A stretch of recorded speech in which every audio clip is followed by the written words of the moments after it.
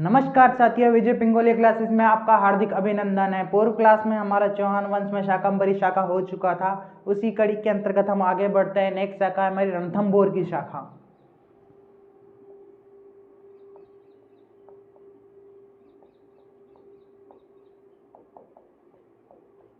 चौहान वंश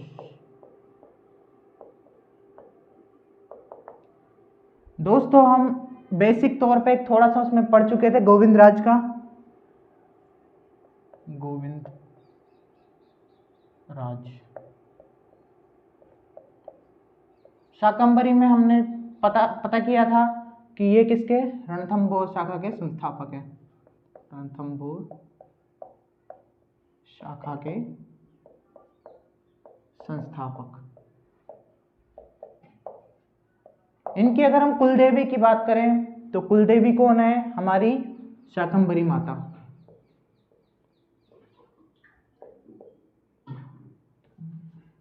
कुलदेवी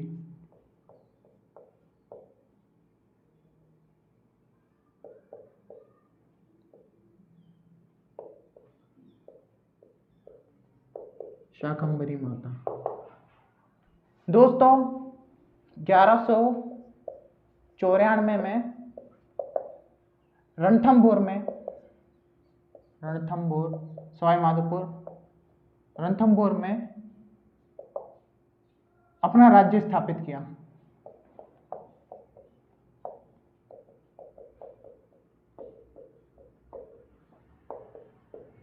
अपना राज्य स्थापित किया। दोस्तों गोविंद राज जो ये हैं, ये पृथ्वीराज तृतीय के क्या थे? पुत्र थे। इन्होंने अपना शासन कब? जैसे ही 1194 में हरिराज इनके जो चाचा जी थे उन्हें यहाँ से निकाल देते हैं। उसके बाद में जब यहाँ पे ये इस क्षेत्र से छोड़ के इस क्षेत्र की साइड आते हैं तो इस साइड में क्या है, रणथंभौर में अपने स्थापना करते हैं चौहानों की एक नई शाखा का। गोविंद राजों के उत्तराधिकारी की अगर हम बात करें, वैसे तो इसके समकालीन शासकों की बात करते हैं। समकालीन दिल्ली के शासक। समकालीन दिल्ली के शासक कौन कौन थे? एक तो गौरी था, मोहम्मद गौरी। दूसरा शासक था हमारा कुतुबुद्दीन ऐबक। कुतुबुद्दीन ऐबक ये इसके क्या थे? समकालीन शासक थे। नेक्स्ट हमारे इसके उत्तराधिकारियों की बात करें,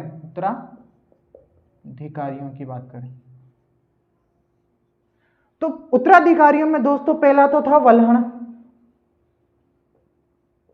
नेक्स्ट बना था इसका प्रहलाद। नेक्स्ट शासक की अगर हम बात करते वीर नारायण।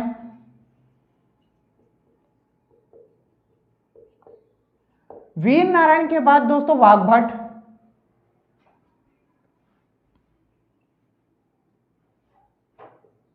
वाघभट्ट का ही पुत्र होता है दोस्तों जयसिम्हा। इसे जैत्र सिंह भी कहा जाता है। जैत्र सिंह का ही पुत्र होता है दोस्तों हामिर। ये इनकी वृक्ष वंशावली श्रृंखला है।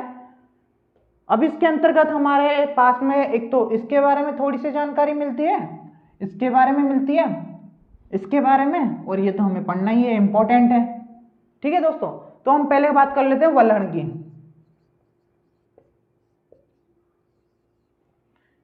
दोस्तों यह जो रणथंभौर के जो चौहान थे, उनके जो शासक थे उनमें इसके समकालीन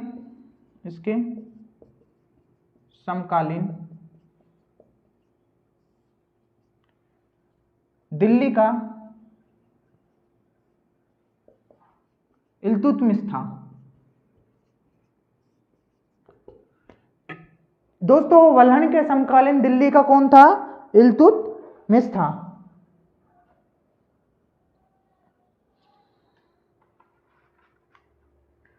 नेक्स्ट दोस्तों हम चर्चा कर रहे हैं वाघभट्ट की। वाघभट्ट की चर्चा करें दोस्तों तो ये चौहानों का मतलब रणथंभौर के चौहानों का, रणथंभौर के चौहानों का स्वतंत्रता शासक था, स्वतंत्र शासक था, प्रथम स्वतंत्र शासक था। इसने दोस्तों ये रजिया के समकालीन था, रजिया के समकालीन था। इसने दोस्तों तुर्कों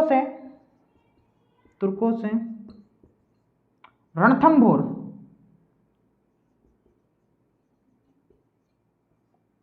दुर्ग पुनः प्राप्त किया।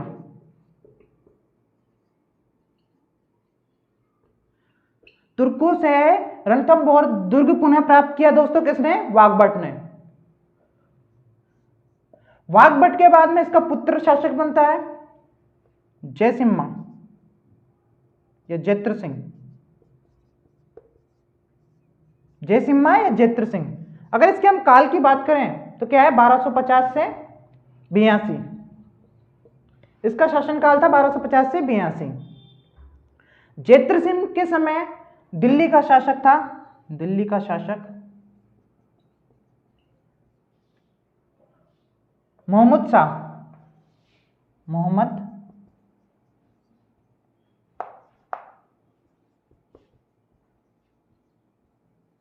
शाह। इसका प्रधानमंत्री था बलबन, इसका प्रधानमंत्री था बलबन।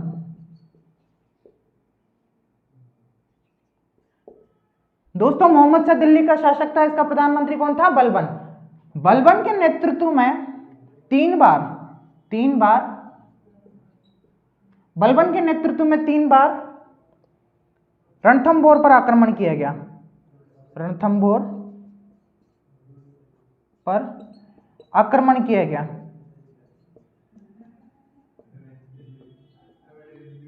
तीन बार रणथंभौर पर आक्रमण किया, असफल आक्रमण थे दोस्तों। जैत्र सिंह ने इन्हें असफल कर दिया था।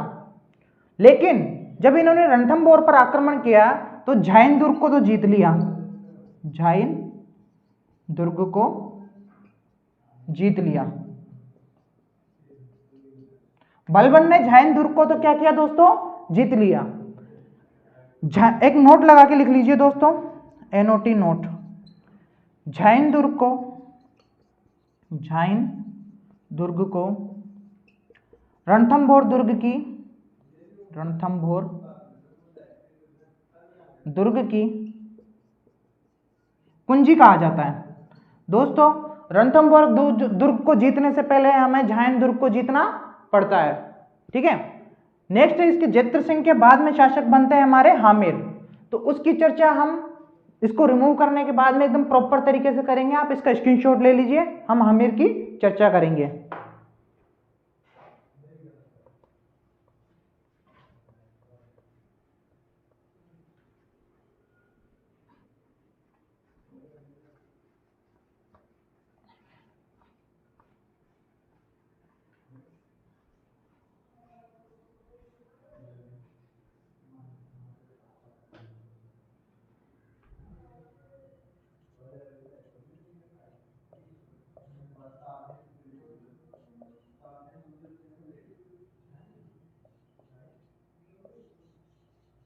हामिर देव चौहान, अगर इसके शासनकाल की बात करें दोस्तों तो 1282 से 1301, ये क्या था दोस्तों?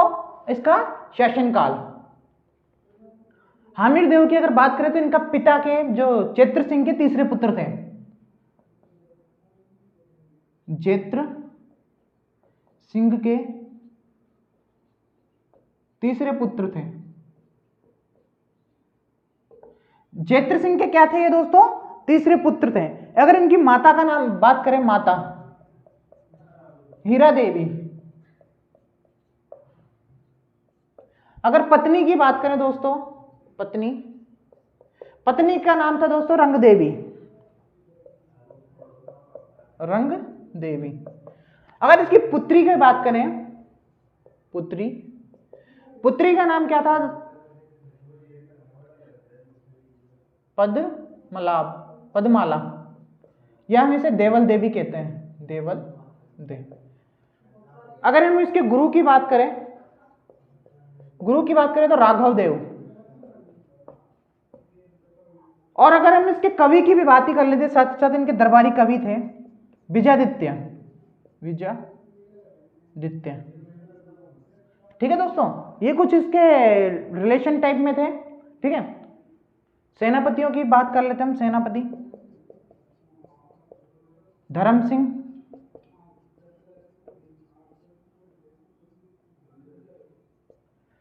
सिंह,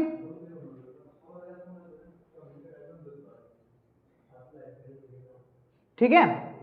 अब हम आगे चर्चा करते हैं हमीर पे। हमीर ने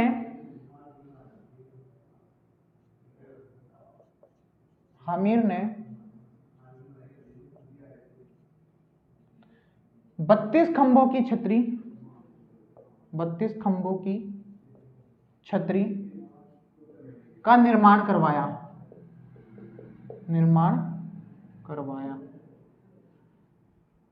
अपने पिता जेत्र सिंह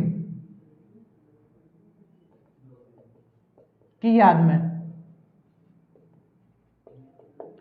इसे न्याय की छतरी भी कहा जाता है। इसे न्याय की छतरी भी कहा जाता है।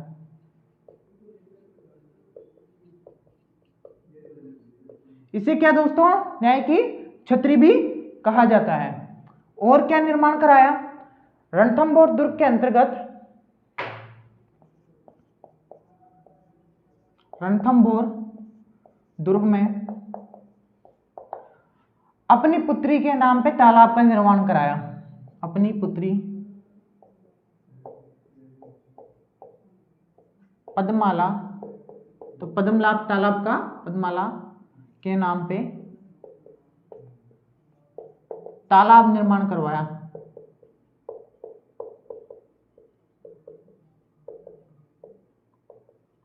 पद्माला के नाम पे क्या तालाब निर्माण करवाया। रणथंभौर दुर्ग में शिव मंदिर था। रणथंभौर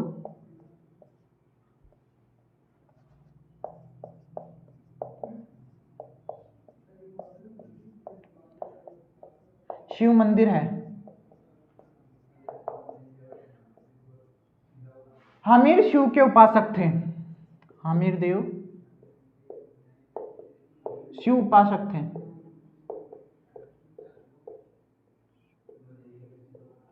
हमीर देव क्या थे? शिव उपासक थे। अब इसकी कुछ दिग्विजय भी हैं, हमीर देव की दिग्विजय, उसकी भी हम चर्चा कर लेते हैं।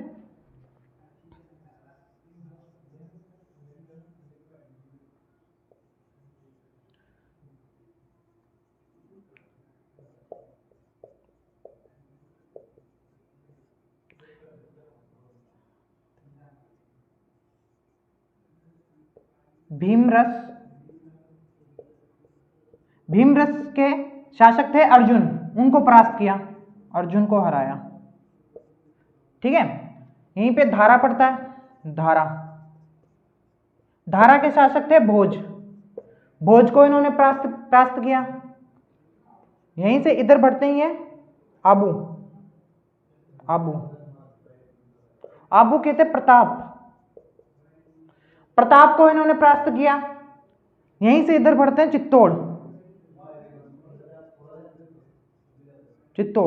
चित्तौड़ के समर सिंह को परास्त किया। यहीं से ये जाते हैं पुष्कर में इन्होंने विजय प्राप्त की। यहां से फिर ये इधर चले जाते हैं वापस अपने क्षेत्र रणथंभौर। तो ये कुछ दिग्विजय थी इनकी। यहां से निकले यूं फिर ये इधर होके यूं विजय प्राप्त करके, फिर यहां से यूं फिर यूं, ऐसे कुछ ये क्या है इनकी विजय थी, दिग्विजय इन्होंने जहां प्राप्त की थी। इन दिग्विजय के बाद में हमीर देव का नाम व परचम काफी जगह फैल गया, यानी बहुत फेमस हो चुके थे वो। इन्हें रणथंभौर वंश के अंतर्गत, चौहान के अंतर्गत, रणथंभौर के चौहानों के वंश के अंतर्गत इन्हें कर्ण भी कहा गया था, है ना। इन्होंने काठियावाड़ जीता। काठियावाड़ क्षेत्र पे भी अपने दिग्विजय के दौरान इन्होंने विजय प्राप्त की। इन्होंने टोंक के क्षेत्र पे भी विजय प्राप्त की। फागी वाले क्षेत्र पे, टोंक के फागी डिग्गी वाले क्षेत्र पे, वहां पे विजय प्राप्त की। ये तो थी इनकी दिग्विजय, ठीक है। इनके बाद में इन्होंने यज्ञ भी कराया था। अब नेक्स्ट अगर हम इनकी चर्चा करें तो युद्ध की हम चर्चा कर लेते हैं। इन्होंने कौन सा मतलब जो इन्होंने कोटिजन यज्ञ कराया था, उसके बाद में इसके जो पुरोहित थे वो विश्व रूप थे, है ना। नेक्स्ट अगर हम इसकी चर्चा कर लेते हैं तो उसकी नेक्स्ट चर्चा हम करते हैं हमीर व जलालुद्दीन के मध्य संघर्ष। हमीर व जलालुद्दीन खिलजी के मध्य संघर्ष।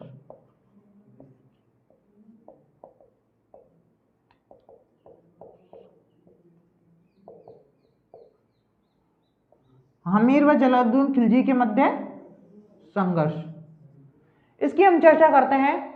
जलालुद्दीन दोस्तों 1290 से 96 तक इसका शासनकाल रहता है। जलालुद्दीन दोस्तों अलाउद्दीन खिलजी के ही चाचा होते हैं, जिनकी हत्या करके खुद अलाउद्दीन शासन करते हैं। जलालुद्दीन की बात करें तो इन्होंने 1291 से 92 तक 1291 से 92 तक घेरा डाला रखा, घेरा डाले रखे।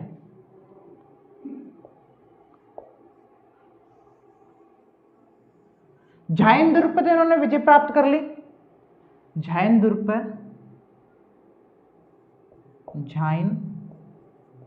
पर विजय प्राप्त कर ली। लेकिन रणथंभौर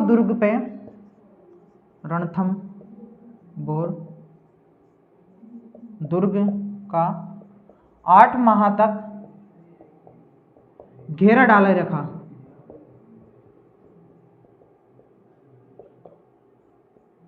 8 माह तक इन्होंने क्या करा, घेरा डाले रखा। जलालुद्दीन ने 1191 से 92 के मध्य रणथंभौर पर आक्रमण किया, जिसमें वो झाइन दुर्ग को तो विजय प्राप्त कर लेता है ना। उसके बाद में वह रणथंभौर की तरफ बढ़ता है, जहां पे 8 माह तक घेरा डाले रखा। इनको असफलता प्राप्त होती है, यानी कि कहीं से उम्मीद नहीं दिख रही कि हम रणथंभौर दुर्ग पे, तो ये हार थक कर परेशान होके अपने सेना नायक मलिक अहमद चप को कहते हैं कि घेरा हटाने के लिए, मलिक अहमद चप को घेरा हटाने के लिए कहते हैं, घेरा हटाने के लिए कहते हैं।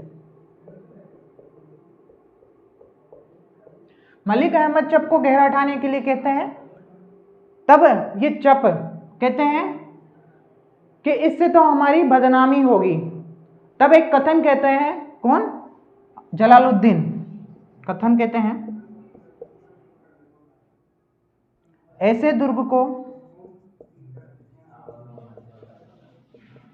मैं मुसलमानों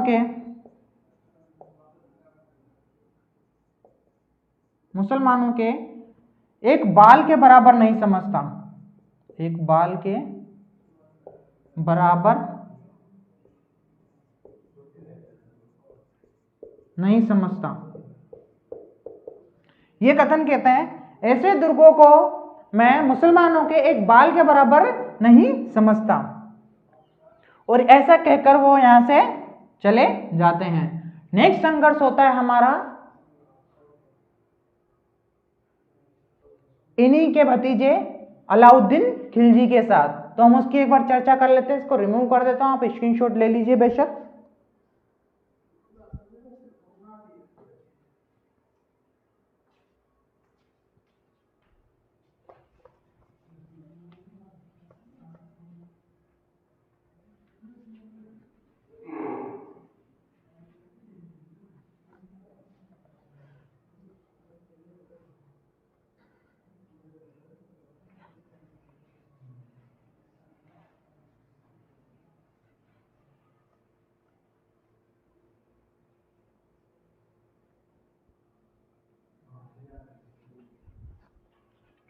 अलाउद्दीन के साथ संघर्ष।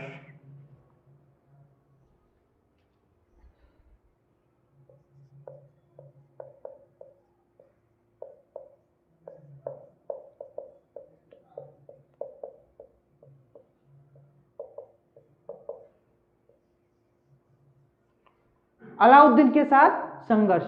अगर अलाउद्दीन के साथ संघर्ष की बात करें तो कई सारे कारण बताए जाते हैं। पहला कारण तो अबुल फजल द्वारा, अमीर खुसरो द्वारा, अमीर खुसरो द्वारा, खजाइन उल फतूह द्वारा, खजाइन, इनके ग्रंथ का नाम है खजाइन उल फतूह। इस ग्रंथ के अंदर दोस्तों जो कारण बताया वो राजनीतिक महत्वाकांक्षा बताया। क्या? राजनीतिक महत्वाकांक्षा, राजनीतिक महत्वाकांक्षा बताया। द्वितीय कारण की अगर हम बात करें, तो द्वितीय कारण में हम पढ़ते हैं कानड़देव प्रबंध।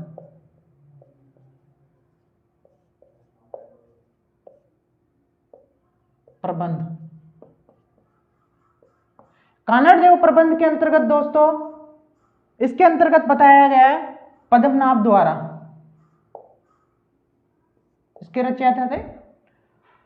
इसके अंतर्गत बताया गया है दोस्तों, ये हमारा राजस्थान है, यहां पे दिल्ली है, यहां जालोर है, यहां रणथंभौर है, यहां पे अपना चित्तौड़ है, और यहां पे अपना गुजरात का सोम मंदिर। अब कानड़देव प्रबंध के अंतर्गत क्या बताया गया है कि दिल्ली से अलाउद्दीन की सेना आती है, 2 टुकड़ियां आती है। फर्स्ट टुकड़ी नुसरत खां व उल्लुक खां के नेतृत्व में। सेकंड टुकड़ी की अगर हम बात करें तो वो आती है मोहम्मद शाह व के हब्रू के नेतृत्व में, के हब्रू के नेतृत्व में। ये 2 टुकड़ियां दिल्ली से आती हैं, मतलब अपना अलाउद्दीन इन 2 टुकड़ियों को भेजता है सोम मंदिर के लिए, ठीक है, तो सोम मंदिर के लिए। बट जब ये टुकड़ियां यहां आती है तो जालोर के शासक ने इन्हें रास्ता देने से मना कर दिया। जालोर के शासक कौन? कानड़देव ने इन्हें रास्ता देने से मना कर दिया कि यहां से जब तुम जाओगे तो हमारा नुकसान होगा, इसलिए हम आपको यहां से, मतलब फसलें बर्बाद होगी, कई सारा नुकसान होता है ना, तो यहां से हम जाने नहीं देंगे। फिर उन्होंने अपना मार्ग बदल के यहां से चित्तौड़ से जाने लगे। चित्तौड़, जालोर, चित्तौड़ से जाने लगे। यहां पे शासक था समर सिंह का। तो जब ये चित्तौड़ से गए तो चित्तौड़ के समर सिंह शासक थे, उन्होंने कहा कि मैं आपको यहां से नहीं जाने दूंगा, इससे हमारा नुकसान होता है, अगर आप उस नुकसान की भरपाई करके यहां से जा सकते हो तो मैं आपको मार्ग दे दूंगा। तो इन्होंने क्या है, उस नुकसान की भरपाई के पैसे दिए और आगे निकल गए। आगे निकले, यहाँ पे सोम मंदिर पे उन्होंने लूटा, शिव की जो शिवलिंग था, शिवलिंग उसे तोड़ा, यहाँ पे खूब लूट मचाई दोनों गुटों ने, दोनों टुकड़ियों ने, ठीक है। उसके बाद जब ये पुनः लौट रहे थे तब इनके यहाँ पे झगड़ा हो गया, खजाने को लेकर झगड़ा हो गया। तब कानड़देव के, जो कि जालोर के शासक थे, उन्होंने अपने जेता व देवड़ा, ये 2 इनके साथी थे, मतलब इनके जो सामंत थे, ये हम कह सकते हैं सेना नायक भी कह सकते हैं इनको, है ना। इनको कहा कि मुझे रिपोर्ट दो, किसकी? इनके बारे में, जो ये आए थे यहाँ से, जो टुकड़ियां आई थी उनके बारे में रिपोर्ट दो, है ना। तो इन्होंने कहा कि जब यहाँ तक तो ये आ रहे थे, तब तक तो इन्होंने कहा कि महाराज हम आक्रमण नहीं कर सकते, ऐसा कुछ भी नहीं कर सकते हैं। लेकिन जब ये दो टुकड़ियां आपस में लड़ने लगी, दो टुकड़ियां आपस में लड़ने लगी, इन टुकड़ियों के अंतर्गत इनकी विजय हुई, मोहम्मद शाह की क्या हुई, हार हुई, है ना। तो जब ये मोहम्मद शाह और केहबरू इधर रणथंभौर के लिए निकल लेते हैं, रणथंभौर की तरफ पलायन कर लेते हैं, और यहां पे बचते हैं कौन, अपने नुसरत खां और उल्गू खां। तब जेता व देवड़ा ने कहा कि महाराज यही सही वक्त है आक्रमण करने का, कि महाराज यही सही वक्त है आक्रमण करने का। तब इन्होंने आक्रमण किया, इनको यहां से परास्त किया, भगाया और इनके खजाने को लूटा, और शिवलिंग जो इन्होंने प्राप्त किया उसके कानड़देव ने जो 5 टुकड़े थे उनको अलग अलग स्थानों पे मंदिर बनवाए। ठीक है, ये तो इसमें किसमें कहा गया है, अपने कानड़देव प्रबंध के अंतर्गत। अब उसकी जो कहानी सुनो, जो युद्ध की थी वो थी जब यहां से मोहम्मद शाह रणथंभौर गया तो हामिर देव ने क्या, शरणास्थली के तौर पे उसको शरणागत के रूप में उसको शरण दी।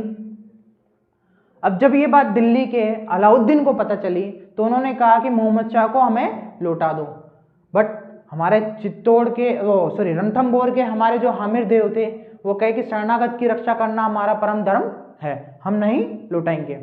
तो यह एक कारण माना जाता है किसके द्वारा, पद्मनाभ के द्वारा, यानी हम कह सकते हैं मोहम्मद शाह को नहीं लौटाना।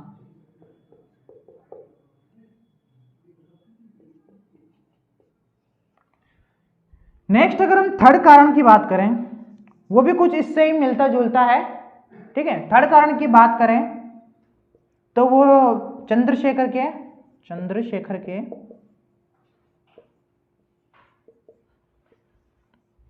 एक ग्रंथ है, चंद्रशेखर का ग्रंथ है हमीरहट। इसके अंतर्गत दोस्तों मोहम्मद जो अलाउद्दीन खिलजी है उसकी एक बेगम थी चिमना बेगम।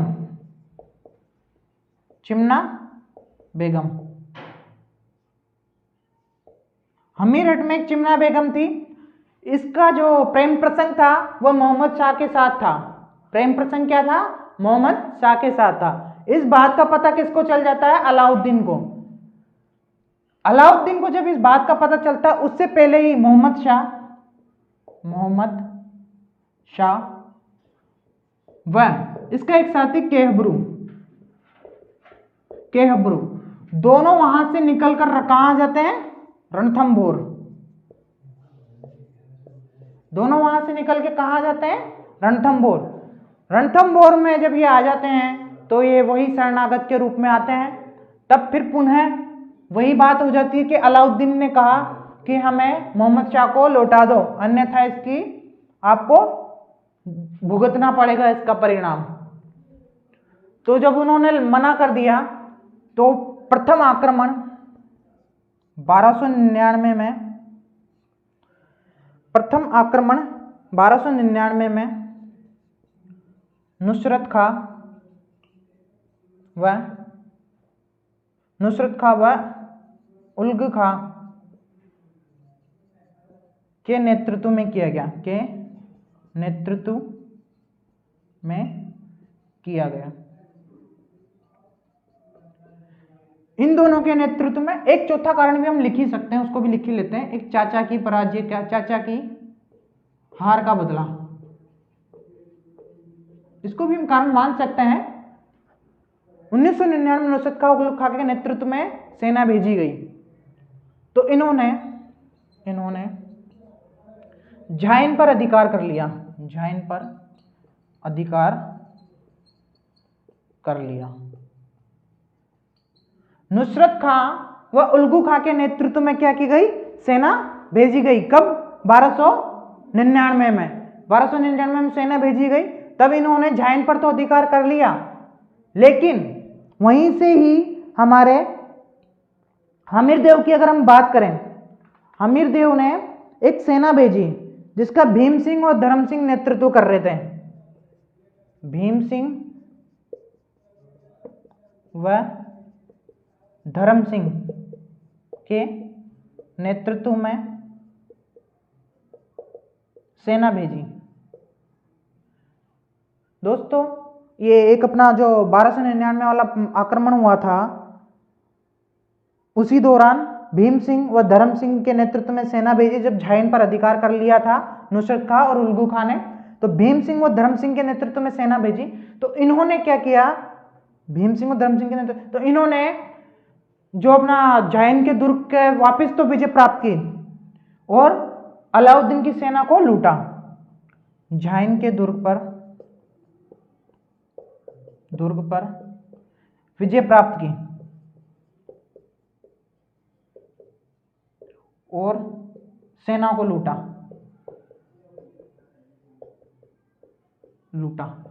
झाइन के दुर्ग पर विजय प्राप्त की और सेना को लूटा।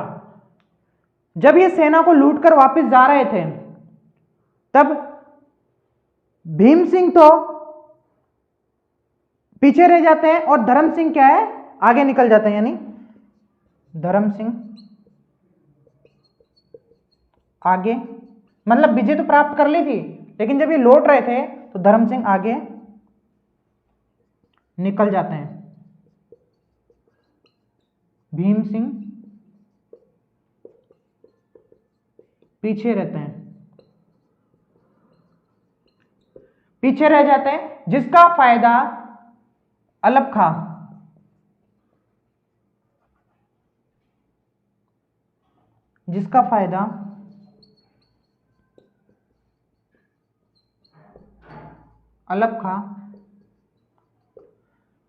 उठाकर भीम सिंह पर आक्रमण कर देते हैं। भीम सिंह पीछे से भीम सिंह पर आक्रमण करते हैं।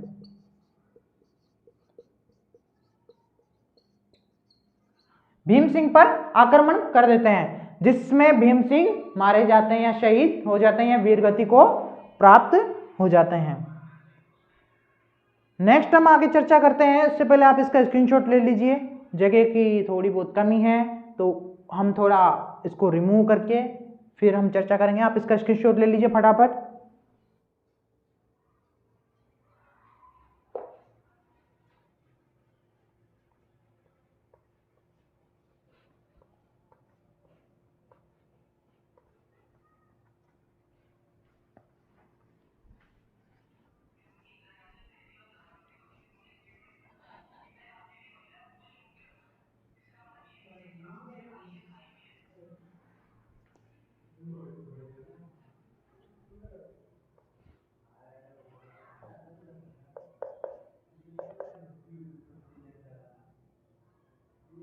अलाउद्दीन को जैसे ही इस बात का पता चलता है, अलाउद्दीन को जैसे इस बात का पता चलता है कि झाइन दुर्ग उनके हाथों से चला गया है ना, तो वह पुनः कुछ सेना भेजते हैं, कुछ सैनिक भेजते हैं, झाइन दुर्ग पर अधिकार करते हैं। इस बात का पता चलता है,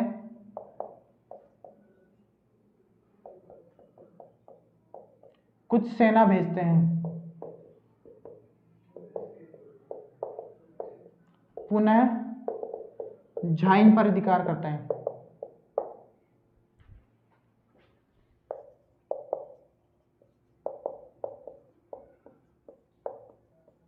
पुनः झाइन पर अधिकार करते हैं। वह उल्ग खां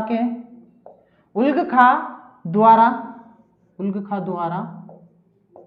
एक दूत भेजा जाता है, एक दूत भेजा जाता है मेहन ऋषि। एक दूत भेजा जाता है हामिर के पास।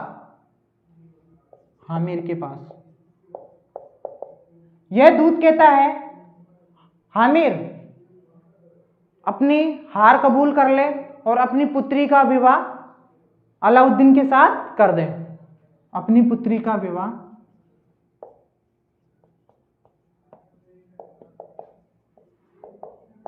अलाउद्दीन यानी इसके महाराज अलाउद्दीन के साथ कर दे।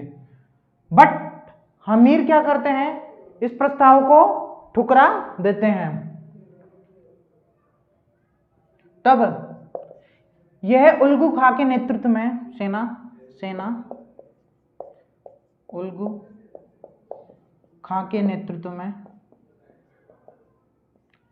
रणथंभौर का घेरा डालती है।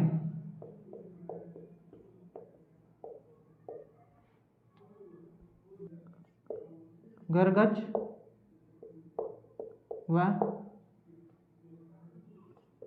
मगरवु, दोस्तों ये आग के गोले दागने वाला था, आग के गोले दागने वाला, यह वाला। गरगचों का निर्माण करती है रणथंभौर दुर्ग के चारों ओर, ठीक है। और वहीं से अगर हम इसकी बात करें हामिर के पास क्या था,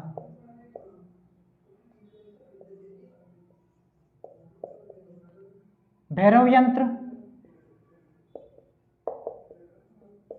ढेलुगी,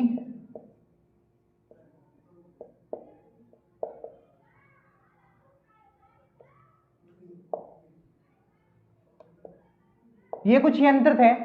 पत्थर मतलब पत्थर फेंकने वाला, पत्थर फेंकने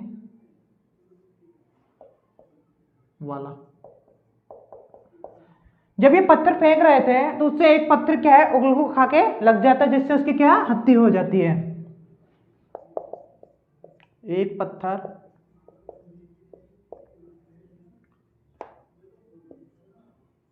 उल्गू खा के लगता है जिससे उसकी मृत्यु हो जाती है।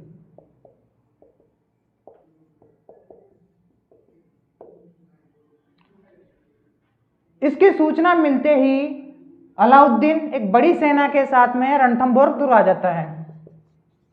इसकी सूचना मिलने पर अलाउद्दीन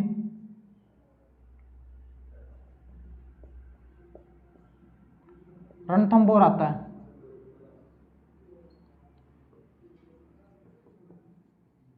और एक साल तक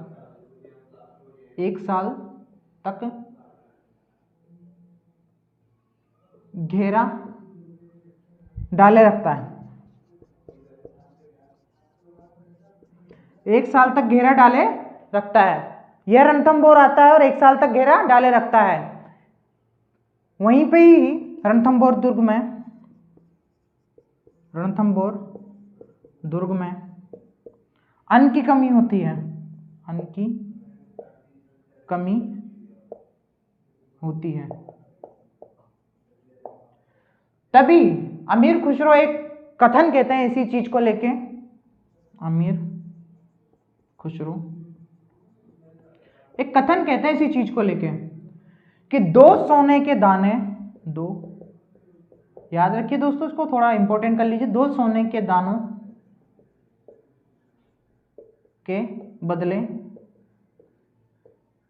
2 सोने के दानों के बदले एक गेहूं का दाना भी नसीब नहीं था, नसीब नहीं हुआ। ये कुछ कथन था हमारे अमीर खुसरो के द्वारा। नेक्स्ट अगर हम पॉइंट की बात करें, नेक्स्ट पॉइंट की अगर हम बात करें इसी के अंतर्गत, तो जब इनके पास भी कुछ कमियां होने लग गई, वहीं पे अलाउद्दीन भी सोच रहा था कि काफी लंबे वक्त से हम यहाँ पे घेरा डाले में कोई फायदा नहीं हो रहा था।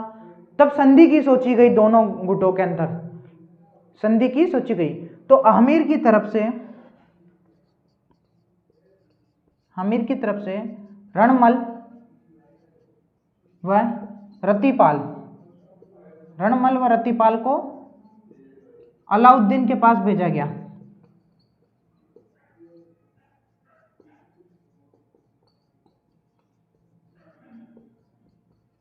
रणमल व रतिपाल को अलाउद्दीन के पास भेजा गया।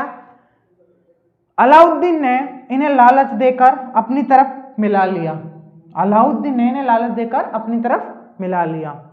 जब इस बात का आमिर को पता चला तो क्या था, युद्ध होना था, है ना। तब 11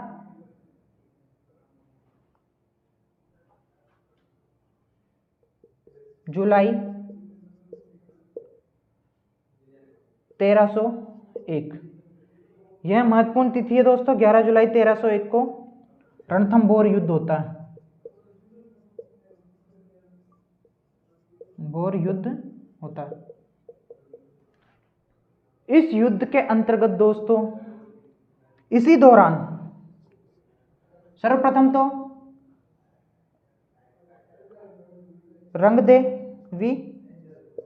रंगदेवी के नेतृत्व में जल जोहर किया गया,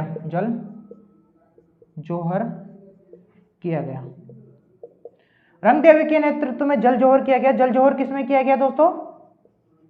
पद्माला तालाब में। जल जोहर किसमें किया गया? पद्माला तालाब के अंतर्गत।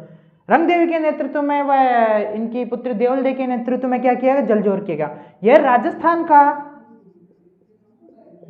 का प्रथम जल जोहर, या यूं कहें कि पूरे भारत या विश्व का प्रथम जल जोहर था, प्रथम जल जोहर।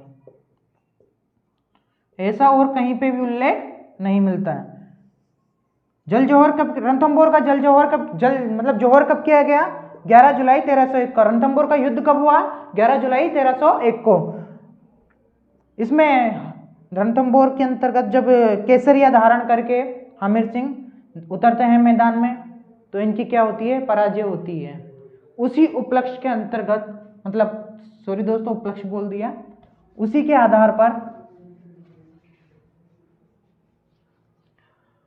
आधार पर हसन निजामी लिखते हैं, हसन निजामी ये लिखते हैं कि आमिर के परिवार से कोई नहीं बचा, आमिर के परिवार से कोई नहीं बचा।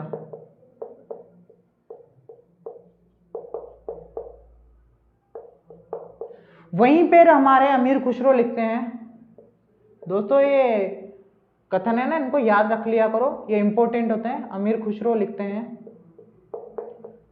कुर्फ का गढ़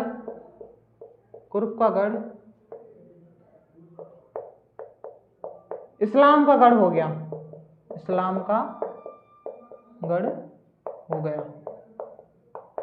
दोस्तों हसन निजामी लिखते हैं कि आमिर देव के परिवार से कोई सदस्य नहीं बचता। वहीं पे अमीर खुसरो लिखते हैं कुर्फ का गढ़ आज इस्लाम का गढ़ हो गया। ये दोस्तों कुछ चर्चाएं थी, एक घमासान युद्ध होता है इनके मध्य।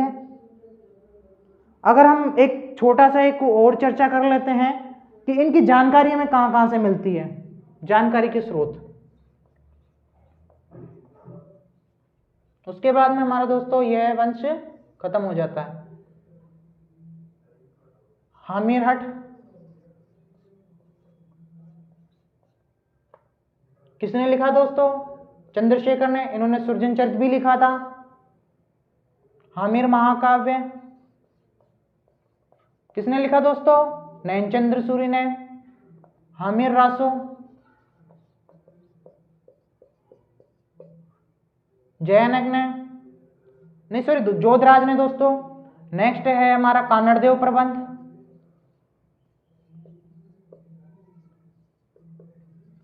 दोस्तों ये कुछ जानकारी के स्रोत थे हमारे। इसी के साथ में हमारा रणथंभौर जो है ये समाप्त होता है। नेक्स्ट क्लास में हम चर्चा करेंगे जालोरों की, चौहानों की। तब तक के लिए धन्यवाद। जय हिंद।